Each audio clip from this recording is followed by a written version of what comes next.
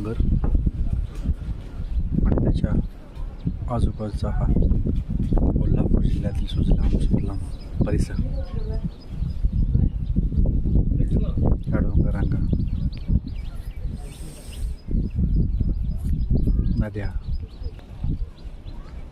हिरवीगार शेती,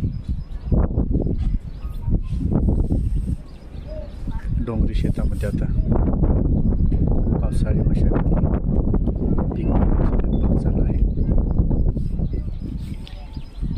अतिशय शांत, निवांत आणि थंड हवेचं ठिकाण म्हणून अलीकडेच या 4-5 वर्षात पर्यटकांची फार मोठ्या प्रमाणात इथं गर्दी दिसून येते.